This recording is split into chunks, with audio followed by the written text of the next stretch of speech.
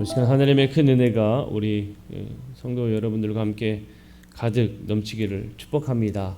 오늘 우리는 이제 나사로에 대해서 함께 볼 거예요. 지난 시간에는 베다니에 사는 마르다, 마리아 이렇게 두 사람에 대해서 나누었죠. 이따가도 이야기를 나누겠지만 마르다, 마리아와 함께 이 나사로는 같이 살고 있었던 한 사람입니다. 사실 이 나사로에 대한 성경에 언급되는 부분은요 매우 짧습니다. 잠깐 등장하고 또한 이 요한복음에만 이 정확하게 나사로에 대한 이 사건이 기록되어 있는 것을 우리가 보게 돼요. 하지만 이 안에서도 하나님께서 또 우리에게 주신 놀라운 또 은혜가 있는 줄로 믿습니다. 우리가 이제 나사로에 대해서 함께 나눌 때에 또 귀한 은혜의 시간 되기를 원합니다. 자, 먼저 나사로의 이름의 뜻을 보게 되면 나사로라는 이름은 하나님이 도우신다라는 이름의 뜻을 가지고 있습니다. 하나님이 도우신다. 자, 중요한 성경 구절 보면 요한복음 11장 그리고 12장 1절에서 17절까지의 말씀 이렇게 등장하고 있는 것을 볼 수가 있지요. 자, 그러니까 나사로에 대한 이야기는 이 사복음서 중에 요한복음에만 기록되어 있고 요한복음에서도 아주 짧게 잠깐 등장한 사람이다. 이것을 우리가 알 수가 있어요. 자, 가족 배경을 보게 되면 지난 시간에도 말씀을 드렸지만 베다니에 사는 마르다와 마리아의 오빠였습니다. 마르다 마리아의 오빠였어요. 그리고 예수님이 즐겨 오셔서 기쁜 마음으로 교제를 나누셨던 그 집의 식구이기도 하셨죠. 예수님께서 그 가족 마르다, 마리아 또 나사로를 참 많이 사랑하셨습니다. 알렉산더 화이티라는 사람이 쓴 그 책에 바이블 캐릭터라는 이런 책이 있는데 바이블 캐릭터에 이렇게 이야기를 했어요. 베다니의 나사로는 평범하게 죽을 수밖에 없었으나 인격과 그의 봉사와 또한 그의 특별한 체험에서 나사렛 예수님과 가까워졌다. 정한 때가 되어 병들어 앓아 죽었다가 하나님의 영광을 위해 죽은 자 가운데서 다시 일으킴을 받게 될 때까지 나사로의 이름은 신약 성경에 전혀 언급되지 않았다. 나사로는 침묵을 좋아한다. 그는 자신이 발견되기를 좋아하지 않았다. 그는 무명인으로 살기를 힘썼다. 이렇게 이야기를 합니다. 그렇죠. 이 성경을 보면 나사로는 어떻게 등장하지는 않아요. 그런데 여러분 나사로도 분명히 봉사했을 것이다 라고 충분히 우리가 생각할 수가 있습니다. 왜 그렇게 생각할 수가 있느냐? 이 나사로가 누구와 함께 살았었습니까? 마르다 마리아와 같이 살았지요. 그리고 특별히 마르다 우리가 지난 시간 여러분 기억나십니까? 마르다에 있어서 특별한 은사가 있었다고 했어요. 그 은사가 뭐였습니까? 섬기는 은사였잖아요. 근데 지금 나사로가 같이 살고 있어요. 그죠?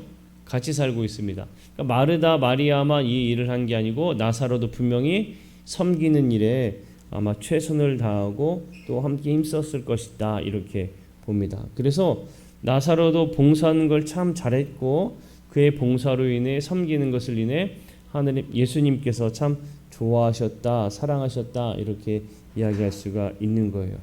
그러니까 요한만 이 나사로에 대한 이야기를 했었는데 이 성령이 예수님이 사랑하시는 사도 요한에게 예수님이 사랑하는 이 가정의 이야기를 썼다라고 여러분 생각하면 그래 특별히 사랑하는 사람에게 또 이렇게 사랑하는 사람에 대한 이야기를 쓰셨구나라고 생각하면 참 하느님의 은혜가 크다라는 걸 다시 한 번 더 생각할 수가 있습니다. 자, 신약 성경에서 나사로에 대해서 어떻게 말하고 있나 우리가 이제 한번 알아보고자 합니다. 자, 첫 번째로 나사로는 병들었다는 거예요. 나사로는 병이 들었다. 우리가 함께 본 이 2절에 보게 되면 특별히 이 마리아에 대해서 이야기를 할 때에 이 마리아가 예수님에게 기름 부은 마리아였고 그 마리아의 오빠인 나사로라는 것을 우리가 볼 수가 있습니다. 성경에서 그렇게 기록하고 있는 것은 이 마리아는 죽었던 병들었던 나사로의 분명 여동생이다라는 것을 분명하게 언급하고 있는 거예요. 근데 이 나사로가 병이 들었는데 그 병이 그냥 가벼운 우리가 지금 생각하면 감기 정도 이렇게 생각을 하지 않았어요.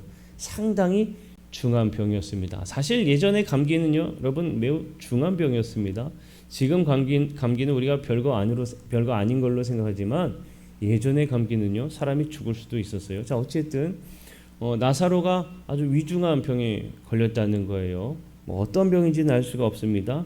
그러나 동생들이 이거 죽을 것 같다라고 생각하는 아주 중병에 걸린 것만은 확실합니다. 그래서 이 동생들이 예수님에게 우리 오빠 나사로가 병이 들었습니다라고 좀 소식을 전하기 위해서 보냈지요. 네, 여동생들은 예수님이 어디에 계셨는지 알고 있었고 그들이 먼저 떠오른 분이 바로 예수님이었다라는 건 참 놀라운 일이기도 합니다. 여러분 지금이야 우리가 핸드폰 켜고 전화하면 쉽게 알 수 있잖아요. 예수님이 어디 있는지 지금 예수님 전화하면 아는 게 아니고 우리가 지금 누군가 찾을 때 전화해서 지금 어디에요? 하면은 어디라고 분명히 얘기를 해주잖아요. 지금은 얼마나 쉽게 알 수 있습니까? 당시에는 이런 핸드폰이 있거나 이런 수단이 있었던 건 아니에요. 그 이야기는 그러니까 마리아와 마르다는 늘 이 귀를 어디로 향하고 있었다는 거예요? 예수님에게로 향하고 있었다는 것을 말해주고 있는 거예요. 그러니까 예수님이 지금 어디로 가셨다, 어디 있다, 어디로 가셨다 이런 소식들을 계속 귀를 기울이면서 소문을 통해 듣고 있었다는 거죠. 그러니까 먼저 예수님이 떠올랐을 때 바로 예수님에게 그 소식을 전할 수가 있었던 겁니다. 그 소식을 알지 못했다면 아마 수소문하고 시간이 또 오래 지체되었을 거예요. 그래서 예수님에게 이러한 특별한 전가를 보내게 됩니다. 3절에서 보여주는 이 말씀 보게 되면 이렇게 이야기하고 있어요. 뭐라고 이야기하냐? 자, 노란 글씨만 읽어볼까요? 자, 시작. 주여 보시옵소서 사랑하시는 자가 병들었나이다. 아멘. 이 편지 내용 사실 알 수가 없습니다. 그런데 생각하건대 아주 긴박한 상황이지 않았을까라고 생각한다면 여러분 긴박한 상황에서는 예전에 전보라는 걸 이렇게 막 보내기도 했습니다. 여러분 기억하십니까? 우체국에 가서 전보를 보내면은 상당히 짧게 빨리 가서 받을 수가 있었어요. 그러니까 아마 이 마리아 마르다도 이 이야기만 했을 가능성이 상당히 높아요. 다른 이야기 하지 않았어요. 예수님 어떻게 그간 강령하셨는지요. 참 날이 더워졌다가 이제 조금 시원해지는 것 같습니다. 어떻게 밖에서는 좀 주무실 만한가요? 이런 얘기 하시진 않고 예수님 보세요. 사랑하는 자가 병들었습니다. 이렇게 보낸 거예요. 사랑하는 자가 병들었습니다. 간결하지만 아주 긴박하게 그 메시지를 보낸 거죠. 근데 그때 예수님은 요단강 저편에 계셨다라고 기록하고 있어요. 상당히 제법 거리가 먼 길이었다라는 것을 우리에게 말해주고 있는 겁니다. 자, 그런데 이 예수님께서 두 번째로 이 병에 대해서 뭐라고 이야기하시느냐? 이 병은 하느님의 영광을 위함이다 라고 말씀을 하세요. 이 병은 하느님의 영광을 위함이다. 예수님이 언급하신 가장 인상적인 말씀이 바로 이 말씀입니다. 이 병은 하느님의 영광을 위함이다. 한번 볼까요? 요한복음 11장 4절 말씀 한번 봅시다. 한번 함께 읽어볼게요. 자, 시작. 예수께서 들으시고 이르시되 이 병은 죽을 병이 아니라 하느님의 영광을 위함이요 하느님의 아들이 이로 말미암아 영광을 받게 하려 함이라 하시더라. 아멘. 자, 여기에서요 예수님께서 이 병에 대해서 확실하게 단호하게 말씀하고 있는 그 모습을 발견할 수 있습니다. 영광을 받게 하려 함이라. 이렇게 정확하게 단호하게 그 마지막을 끝맺으셨어요. 그러니까 이 병은 예수님께서 하신 말씀이 아마도 우리는 그렇잖아요. 사실 잘 모르기 때문에 아마 하나님께서 이 일을 통해 하실 일이 있으신 것 같아요. 우리는 이렇게 추측성으로 이야기를 합니다. 우리가 위로하거나 할 때 하나님께서 이 일을 통해서 아마도 뜻이 있겠지요. 뭔가 뜻이 있을 것 같아요. 우리는 이렇게 이야기를 한단 말이죠. 그런데 예수님은 보세요. 뭐라고 얘기했습니까? 이로 말미암아 영광을 받게 하려 함이라. 이 병은 하나님의 영광을 위한 거야 라고 정확하게 단호하게 말씀하고 있습니다. 예수님께서 그 이 이야기를 하신 부분, 죽을 병이 아니라 하나님의 영광을 위한 거야 라고 이야기를 하신 이 모습 속에서는요, 예수님께서 이후에 정말 위대한 사역을 행하실 것에 대해서 이미 생각하고 말씀하고 있는 것이다 라는 것을 우리가 알 수가 있습니다.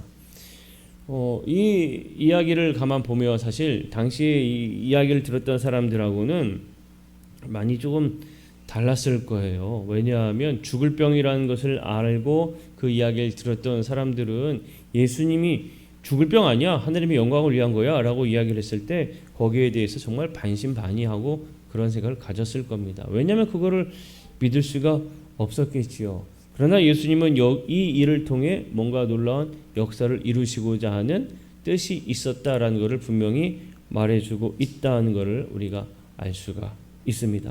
자, 이런 걸 보게 되면요, 우리가 뭘 생각하냐면, 보세요. 예수님이 병은, 자, 이 죽을 병이 아니라 자르고 이 병은 하나님의 영광을 위함이다. 이렇게 여러분 우리가 생각해 보잖아요. 그러면 당시에도 그렇지만 우리가 병에 걸렸다라고 했을 때 사실 이 병에 대해서는 좋은 생각을 합니까? 아니면 부정적인 생각을 합니까? 일반적으로 부정적인 생각을 해요. 병에 걸려서라고 하면 그 병에 대해서 아유 어떻게 하니?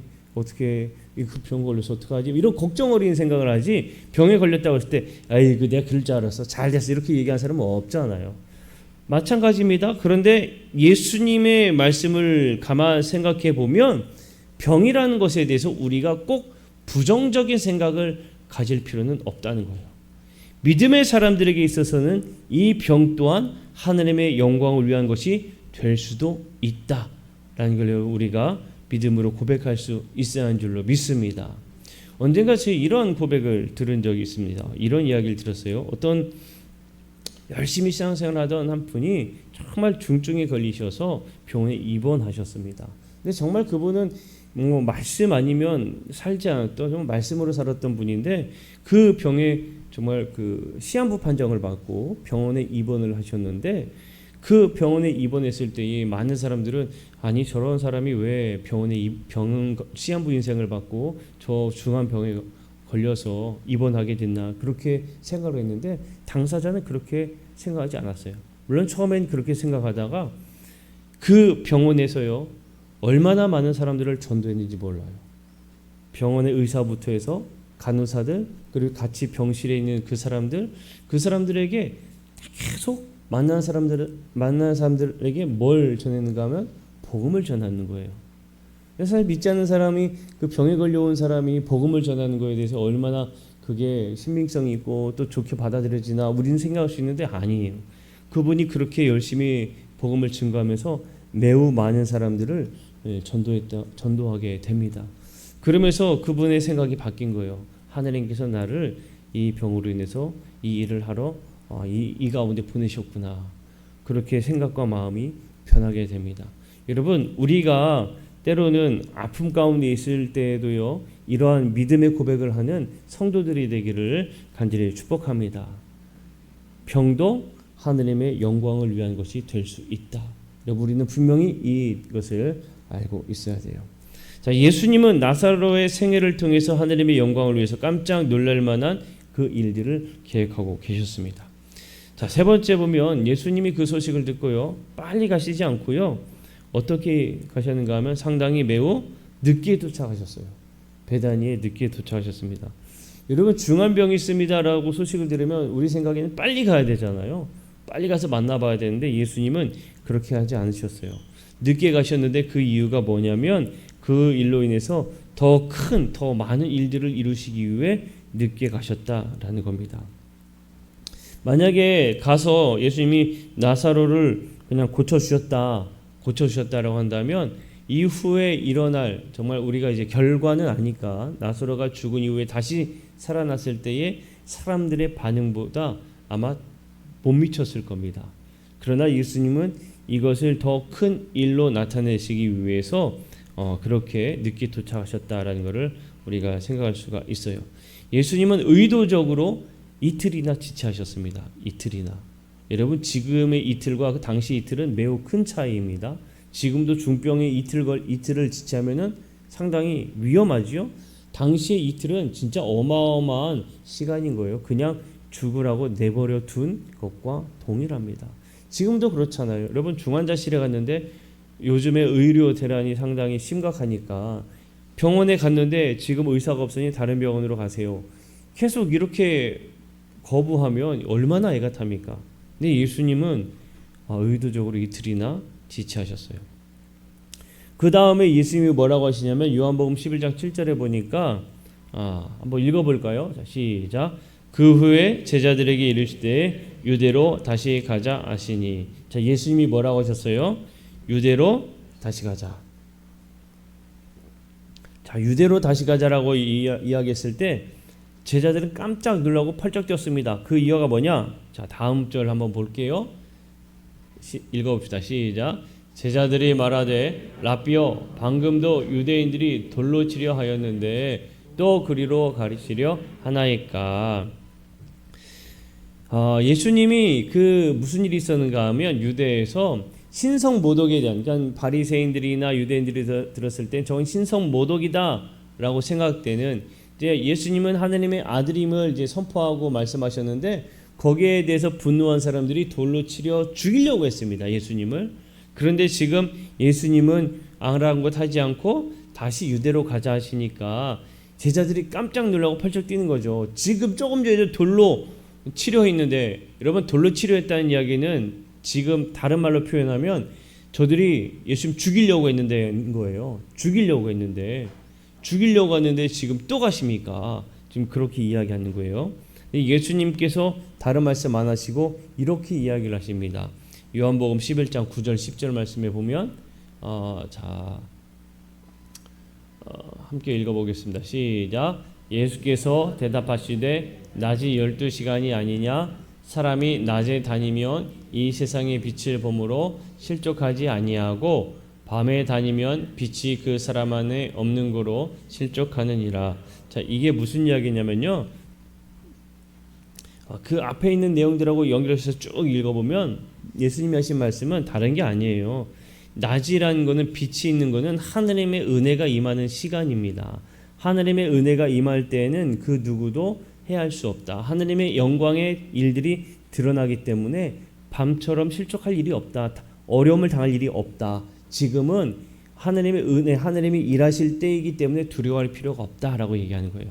제자들이 또 죽임을 당하면 어떻게 하려고 그러십니까? 라고 할 때에 하나님이 일하실 때이기 때문에 걱정하지 않아도 돼. 하나님께서 보호하시고 하나님의 일이 드러날 일만 남았어 라고 말씀하시는 거예요. 자, 그렇게 예수님이 다시 유대로 가시는 겁니다. 자, 여러분 여기에서도 우리가 뭘 발견하냐면 예수님이 정말 사랑하는 자를 위해 어떻게 일하시고자 하는지 그 마음을 우리가 발견할 수가 있습니다. 정말 그 죽을 위기에 있어도 그들을 위해서 하나님의 영광의 때가 있기 때문에 그곳을 향해 나아가는 예수님의 모습을 우리가 볼 수가 있는 거예요. 이게 예수님의 사랑의 마음입니다. 가끔 이 선교사님들, 우리가 주일에도 이유람 선교사님의 말씀을 들었지만 예전보다는 지금 그런 일들은 많이 없습니다만 선교사님들 중에서도 정말 순교를 위해서 가시는 분들이 있어요. 여러분 영화 미션이라는 영화 아시죠? 그 미션에서도 그렇잖아요. 가면 죽는 걸 뻔히 알면서도 갑니다. 왜 갑니까? 하나님의 영광을 위해서 가는 거예요. 그걸 아는 사람은 두려움이 없는 겁니다. 그들의 영혼을 사랑하기 때문에 가는 거예요. 이게 예수님의 마음입니다. 자, 예수님께서 나사로가 잠들었다라고 이야기를 해요. 잠들었다라는 이야기. 우리의 친구 나사로가 잠들었다. 자, 이 표현을 할 때에 바울도요, 이 육신적 죽음을 이야기할 때에 그 잠자는다라는 표현을 하고 있는 거 우리가 발견합니다. 데살로니가전서 4장 13절 14절 말씀에 보게 되면 이렇게 이야기를 해요. 제가 읽어볼게요. 형제들아, 자는 자들에 관하여는 너희가 알지 못함을 우리가 원하지 아니하노니. 여기서 잠자는 자들이라고 표현하고 있죠. 잠자는 자들은 지금의 말로 이야기하면 죽은 자들이라고 이야기하는 겁니다. 자, 우리가 예수께서 죽으셨다가 다시 살아나심을 믿을진데 이와 같이 예수 안에서 자는 자들도 라고 이야기하고 있죠. 그러니까 바울도 잠자는 것을 죽음으로 그렇게 이야기했어요. 자, 그런데 어쨌든 예수님이 잠잔다라고 이야기했을 때 당시의 제자들은 정말 나사로가 자는 줄로 생각을 했습니다. 그래서 그러면은 나사로가 낫겠네요라고 그렇게 이야기를 해요. 근데 예수님이 밝혀서 얘기하시죠. 나사로는 죽었다라고 그렇게 말씀하고 있습니다. 그런데 이 예수님의 이 죽음에 대한 선포 이후에 다시 한 번 더 이야기하시는 말씀을 우리가 좀 눈여겨볼 필요가 있습니다. 요한복음 11장 15절 보게 되면, 자, 한번 읽어볼게요. 시작. 내가 거기 있지 아니한 것을 너희를 위하여 기뻐하노니 이는 너희로 믿게 하려 함이라. 그러나 그에게로 가자 하시니. 아멘. 자, 여기에서 우리가 보는 거, 너희로 믿게 하려 함이라. 내가 거기 있지 아니한 걸 기뻐하는 이유는 이제 이후에 일어날 일로 인해서 제자들 너희들이 믿음이 생길 것이기 때문에 내가 그렇게 기뻐한다라고 말씀하고 있는 거예요. 자, 이걸 보면요, 아까 전에 이틀을 지체하셨다가 이제는 기뻐할 일, 하나님의 영광으로 인해서 많은 사람들이 믿음에 이르게 될 것이라는 그 일로 인해 참 기뻐하신다라고 말씀하고 있잖아요.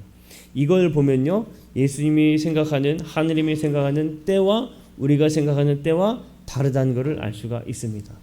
우리가 원하는, 이루어지길 바라는 때가 있고요, 예수님께서, 정말 하나님께서 이루시는 그 때가 분명히 다르다는 것을 알 수가 있어요. 그러면 하나님이 원하신 때는 언제예요? 그 일로 인해서 많은 사람들의 믿음이 생기기 위한 그 때임을 우리에게 말해주고 있는 겁니다. 자, 그 일을 위해서 하나님께서는 나사로, 정말 예수님이 사랑하는 나사로, 그 나사로를 사용하고 계시구나라는 거예요. 그러니까 예수님이 사랑하는 이 사람이 병들어서 죽었다라는 것은 세상 사람들이 볼 때는 참 고통이고 고난이잖아요. 그러나 그 일로 인해 정말 놀라운 역사가 드러나고 하느님의 뜻이 드러나고 모든 사람들이 기뻐할 일들이 드러나게 된다는 겁니다. 그러니까 여러분, 우리가 주님이 사랑하는 우리를 통해서 하느님께서 놀라운 그 계획들이 있음을 여러분 믿으시고 또 기뻐하시기를 축복합니다. 나사로는 그런 역할을 담당했다라는 걸 우리가 생각할 수가 있어요. 자, 예수님이 베다니 근처에 도착을 하셨어요. 근데 들어가지 않으셨죠. 왜 들어가지 않으셨는가 하면 한번 요한복음 11장 17절 말씀을 읽어볼까요? 들어가지 않으신 이유가 있습니다. 자, 한번 읽어볼게요. 시작. 예수께서 와서 보시니 나사로가 무덤에 있은지 이미 나으리라. 자, 무슨 얘기입니까? 죽은 지 나으리라는 얘기는 완전히 죽었다는 거예요. 완전히 죽었다는 이야기입니다. 여러분, 지금은 이제 병원에서 우리가 장례를 치르잖아요. 보통 장례식장에서 장례를 치르고, 제가 학창 시절만 해도 할머니가 돌아가셨을 때에 장례를 집에서 치렀습니다. 그러면 장례를 집에서 치를 때에 돌아가신 그 고인분을 어디에 모시고 있을까요? 옛날에 여러분 어디에 모셨습니까? 방에 모셨잖아요. 그리고 고인분 앞에, 그죠? 네, 다 똑같아요. 제가 살던 동네나 여기나 똑같은 겁니다. 돌아가시면 병풍을 그 앞에 이렇게 치고 고인은 그 뒤에 계셨어요. 예전에는 그랬습니다. 가끔씩 그런 이야기도 들었어요. 제가 아는 이제 목사님 한 분이 어렸을 때 너무나 아팠는데, 아파서 그분 말로는 그래요. 쟤 죽었다 하고 이 옆으로 이렇게 치우셨다고 그래요. 그런데 나중에 하루 지나서 다시 살아나셨대요. 옛날에는 그런 일들이 제법 있었습니다. 그러니까 3일이 지났다는 이야기는 살아나지 않는다는 거예요. 완전히 죽었다는 이야기예요. 그러니까 나흘이 됐다는 거는 나사로는 완전 정말 죽은 거다라는 거예요. 자, 마르다가 예수님이 오심을 듣고 만나기 위해 갔죠. 그리고 마리아는 집에 있었습니다. 슬퍼하며 그대로 있었죠. 지난 시간 여러분 다시 말씀을 조금 기억력을 끄집어내서 예수님께서 마리아와 마르다에게 오셨을 때에 마르다와 대화했던 내용들 여러분 기억하십니까? 예수님께서 나는 부활이요 생명이니 나를 믿는 자는 죽어도 살 것인데 너 이거 믿니? 라고 이야기했을 때 마르다가 아멘 믿습니다 라고 하며 주는 그리스도시요 살아계신 하나님의 아들입니다 라고 고백했어요. 자, 여러분 이거를 우리가 좀 기억하고 있어야 됩니다. 기억한 상태에서 우리가 계속 좀 말씀을 봅시다. 자, 이 이야기를 듣고 이런 고백을 하고 그 다음에 마르다가 마리아를 은밀히 불러서 예수님께로 갔지요. 자, 이 과정을 보면 마리아가 눈물의 자리에 있는, 슬픔의 자리에 있을 때에 예수님의 그 복음의 소식을 듣고 마르다가 이 눈물의 자리에서 기쁨의 자리로 끌어내 주는 것임을 우리가 볼 수가 있습니다.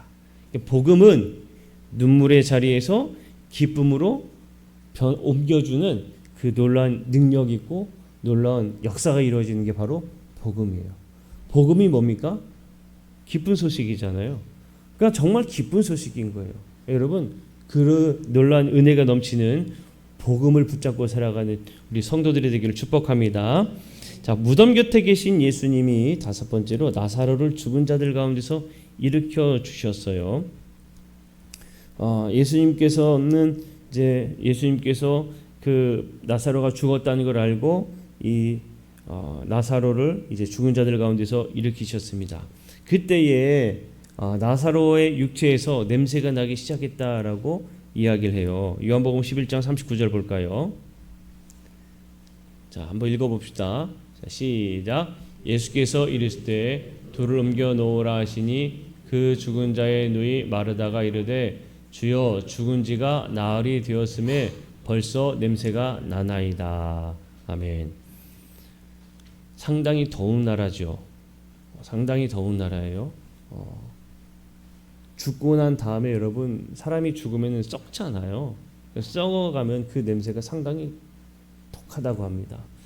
그러니까 마르다가 이야기하는 거예요.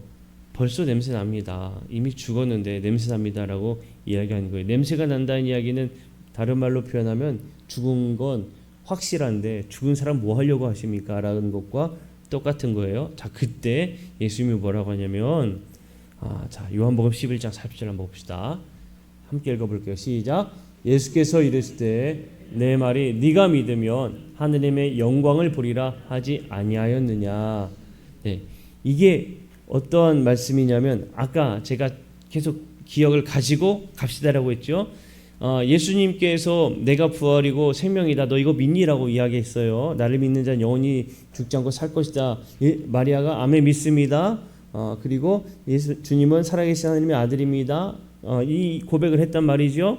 그런데 지금 이 고백을 했는데 네가 지금 그 고백을 하지 않았냐? 예수님께서 그 이야기하는 거예요. 너 그 고백했는데 마르다가 지금 뭐라고 얘기하는 거예요? 나사로는 죽었습니다. 그 이야기를 하는 겁니다. 나사로는 죽었습니다. 여러분, 이 모습 속에서요 우리가 뭘 발견하냐면 믿음하고 이론 우리의 그 이성적인 생각과의 간극을 봅니다. 차이점. 다시 마르다는 믿습니다. 아멘. 예수님을 믿으면 죽어도 살 것을 믿습니다. 부활도 얘기하셨잖아요. 예수님이 부활도 믿습니다라고 이야기했어요. 그런데 당장 그 앞에 가서 돌을 옮겨 놓으라 하니까 아니 죽어서 냄새 나요 예수님 이러고 있는 거예요. 이거는 이성적 판단이에요. 그러니까 우리가 믿음으로는 고백해도 이성이 계속 있는 한은 이렇게 진짜 믿음과 우리의 진짜의 이 믿음대로 살아가는 것과의 차이가 이렇게 나타난다는 것을 우리가 알 수가 있어요. 여러분, 이게 우리의 모습입니다. 이게 우리의 모습이에요. 하나 예를 그냥 들어드리면 예전에 그 김진호 목사 여러분 아십니까? 그 김진호 목사님이 예전에 이제 그 간척지를 그 농사질 땅으로 이제 막 그 사업을 운동을 하실 때인데 근데 그런 일이 있었어요. 여기에 소금기 때문에 이 농작물이 안 되는 거예요. 근데 비가 내려서 소금기가 계속 씻겨 나가야 된다라고 이제 이야기하면서 기도를 하시는 거예요. 성도들에게 그 비가 내려야 된다고. 그러면서 이 처음 이 사업 시작하는 예배를 드릴 때 우리 다 같이 기도합시다 하고 이제 내일 기도합시다 하고 내일 비가 내릴 것이다라고 내리게 해달라고 기도합시다 하고 기도했대요. 내릴 줄로 믿습니다 하고 모든 성도들이 다 기도한 거예요. 주님 내일 반드시 비가 내릴 줄로 믿습니다 하고 그렇게 기도하고 내일 당일이 딱 되었을 때에 모든 성도들이 그 또 예배를 드리고 딱 나갔을 때 정말 비가 내리는 겁니다.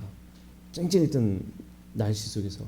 그런데 교회 올 때까지만 해도 비가 내렸어 안 내렸어요? 안 내렸어요. 근데 어제 분명히 기도했잖아요. 비가 내릴 줄로 믿습니다 하고. 근데 딱 갔는데 비가 내리는 거예요. 근데 나가지를 못해요. 왜 못 나갈까요? 우산이 없어요. 우산. 근데 거기에 딱 한 사람만 우산을 가지고 있었대요. 어린 아이 하나만. 그러니까 우리는 그래요. 믿음이라고 이야기하면서 내 이성적 판단으로 그 믿음을 갖지 못하는 모습이 지금 여기에서 우리가 볼 수가 있는 모습입니다. 그러니까 우리의 이 모습을 우리가 깊이 한번 생각해 볼 필요가 있어요. 자, 그리고 나서 예수님이 기적을 일으키시죠. 나사로야 나오라 말씀하셨을 때에 요한복음 11장 44절에 이렇게 기록하고 있습니다. 한번 읽어볼게요. 시작. 죽은 자가 수족을 배로 동인 채로 나오는데 그 얼굴은 수건에 쌓였더라. 예수께서 이르실 때 풀어놓아 다니게 하라 하시니라. 아멘. 저 이야기는 진짜 나사로가 죽어서 우리의 말로 얘기하면 염을 한 거죠. 염을 한 그 모습 그대로 나온 거 아닙니까? 그러니까 성경에서 이야기하는 모습은 이 나사로가 살아난 거는 믿는 사람들이 서로 짜고 친 이야기야. 그게 아니라 진짜 죽은 사람이 살아난 사건이야 라는 것을 성경에서 말하고 있는 겁니다. 그게 이 나사로의 사건이에요. 그래서 이 일 때문에 요한복음 11장 45절에 보면 이렇게 이야기를 하고 있어요. 자, 봅시다. 요한복음 11장 45절 없습니까? 제가 안 넣었나 봅니다. 제가 읽어보겠습니다. 마리아에게 와서 예수께서 하신 일을 본 많은 유대인이 그를 믿었다. 유대인들이 그걸 보고 믿었던 거예요. 그러니까 예수님께서 하느님께서 하실 일을 기뻐하셨다라고 이야기했어요. 그 기뻐하신 일이 뭐였냐? 이 일로 인해서 많은 사람들이 예수님을 믿었기 때문에 그렇다는 겁니다. 그 다음에 이 일 이후로 예수님을 죽이려는 음모가 생깁니다. 왜냐? 많은 이 사람들이 유대인들이 예수님을 믿으니까 산헤드린 공회에 있는 많은 사람들이 예수님을 죽이기 위해 작당하기 시작하는 거예요. 저 예수를 믿는구나. 사람들이 예수를 믿는구나. 왜 이렇게 작당하느냐? 산헤드린 공회의 사람들은요. 어쨌든 자신들이 인정받고 있던 사람들입니다. 사람들에게서 인정받고 있던 사람들, 말씀에 대해서, 하느님의 복음에 대해서, 말씀의 율법에 대해서 인정받던 사람들인데 자신들의 인기가, 쉽게 이야기하면 이거예요. 자신들의 그 인기가 떨어져 나가는 거예요. 자기들이 이야기하는 것을 이제 보기보다는 예수님을 보기 시작하는 거예요. 지금 그냥 좀 노골적으로 이야기하면 이겁니다. 사람들이 자기들을 좀 보면서 계속 헌금하면서 그들이 부를 축적해야 되는데 그 사람들이 떨어져 나가는 게 싫은 거예요. 여러분 조금 노골적으로 얘기하면 이렇게 이야기할 수가 있어요. 그러니까 저 예수를 죽여야겠다라고 모여하기 시작한 겁니다. 사람의 인간의 욕심이 이 모습 속에서도 나타날 수가 있지요. 자, 그 후에 나사로는 베다니 잔치에서 참석하게 됩니다. 무슨 이야기일까요? 예수님이 잔치의 마지막에 한 번 더 잔치상에 있을 때 나사로가 살아난 것을 축하하면서 잔치했을 때 많은 사람들이 그 자리에 참석했어요. 왜 참석했겠습니까? 죽었던 사람이 살아났으니까 궁금해서 다들 보기 위해서 다 참석을 한 것이죠. 자, 구약 성경에서는 나사로에 관해서요 특별히 말씀한 것은 쭉쭉 넘겨주세요. 구약 성경에서 나사로에 관해서는요 특별히 이야기는 없어요. 그러나 요한복음에서 말한 예수님께서 죽음을 잠을 잔다라고 표현하신 이야기는 다른 구약 성경에서도 곳곳에 발견됩니다. 하나만 보면 열왕기상 1장 21절 말씀인데 한번 읽어봅시다. 시작. 그렇지 아니하면 내 주 왕께서 그의 조상들과 함께 잘 때에 나와 내 아들 솔로몬은 죄인이 되리이다. 아멘. 자, 여기에서 또 잘 때에라고 표현하고 있죠. 그러니까 구약 성경에서도 이미 이 죽음에 대해서 잠을 잔다라는 표현들을 사용하셨습니다. 자, 그럼 이번 주에 배울 수 있는 교훈은 무엇일까? 우리가 볼 때에 먼저 나사로가 이 죽었다라는 이 나사로의 죽음은요, 다른 말로 육체의 죽음도 있지만 육체의 죽음만 이야기하는 게 아니고 우리의 영적인 죽음을 의미하기도 합니다. 그러니까 여러분, 나사로의 죽음은 영적인 죽음으로 우리가 생각해 보면 예수님께서 나사로의 죽음 가운데 오신 일은 예수님께서 죽은 자를 살리시기 위해 오셨다는 거예요. 영적으로 살리시기 위해. 아까 전에 마르다가 마리아를 불렀을 때 우리가 그 모습을 다시 한번 떠올려 보면 죽음이 있는 자리는 슬픔이 있고 고통이 있고 괴로움이 있어요. 그러나 예수님이 그 가운데 오시면 복음의 소식이 들리게 되면 그 고통의 자리, 괴로움의 자리, 슬픔의 자리가 기쁨의 자리로 옮겨지는 그 역사가 이루어지는 것입니다. 나사로는 바로 그 일을 위해서 사용되어졌다라는 거예요. 또 하나 우리가 반드시 기억해야 될 것은 많은 죽은 자들이 있었어요. 나사로는 무덤 속에 있었는데 그 무덤에는 나사로만 있었던 게 아닙니다. 다른 죽은 자들도 있었어요. 그런데 예수님은 분명하게 말씀하셨죠. 나사로야, 나오너라. 나사로의 이름을 분명하게 언급하셨어요. 성 어거스틴이요, 이렇게 이야기를 합니다. 예수님이 나사로의 이름을 부르지 않으셨다면 주위에 있던 죽은 자들 모두가 그분의 목소리를 듣고 살아서 나왔을 것이다. 자, 다시 이야기하면 예수님은 분명히 한 사람의 이름을 부르셨어요. 사랑하는 사람 나사로. 여러분, 우리가 이 자리에 있는 것도요, 예수님께서 우리 한 사람의 이름을 부르셨기 때문에 우리가 이 자리에 있는 줄로 믿습니다. 지금도 하나님은, 지금도 우리 주님은 우리의 이름을 불러주고 계세요. 우리를 부르시고 계신다라는 거예요. 그러니까 지금도 우리가 그 부름을 받고 있구나라는 그 믿음의 고백을 할 수 있어야 하는 줄로 믿습니다. 또한 이 나사로의 모습을 보면서 내가 혹여나 병이 있어도 하나님께서는 이 병을 하나님의 영광을 위해서 사용하실 수 있구나라는 그런 믿음의 고백을 할 수 있는 우리 성도들이 되어야 할 줄로 믿습니다. 자, 오늘의 이 나사로의 이야기를 통해서 죽음이 아니라 생명으로 변화시켜 주시는 하나님의 그 은혜, 그 특별히 우리가 그 믿음을 또 우리가 가지고 살아가는 우리 성도들이 되시기를 간절히 축복합니다. 우리 주님 말씀하시면 찬양하고 우리가 함께 찬양하기를 원합니다.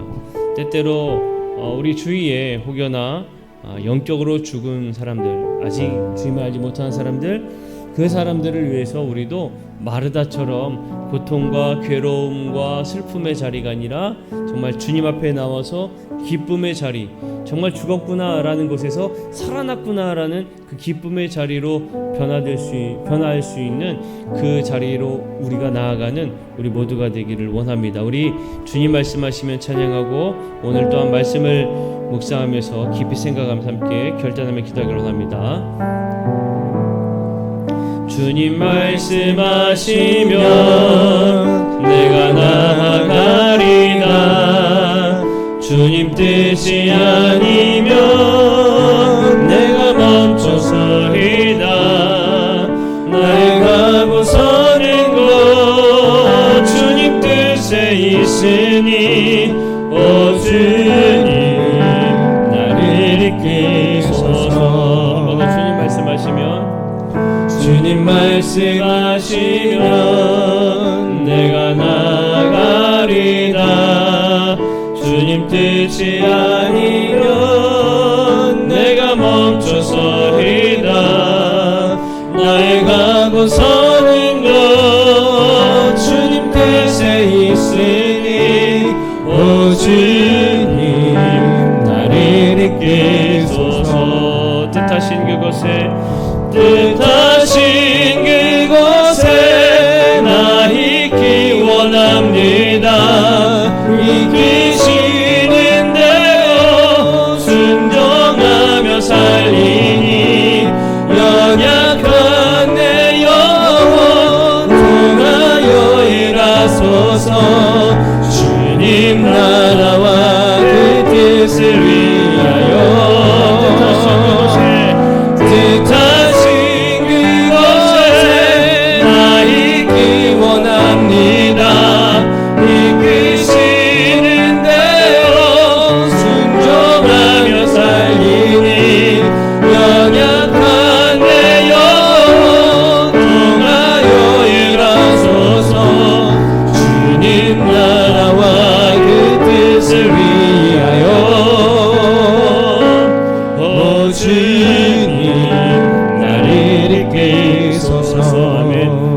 함께 말씀을 기억하면서 하나님, 나사로의 아픔이 주의 영광을 위해 있었던 일임을 고백합니다. 우리의 아픔이 주의 영광을 위한 일이 된다면 기쁨으로 그 아픔을 아버지 앞에 고백하는 우리가 되게 하여 주옵소서. 또한 이 나사로의 이야기를 통하여서 이 영적으로 죽은 자들이 있다면 그 기쁜 소식을 전하여 죽음과 고통과 괴로움의 자리에서 다시 살아남과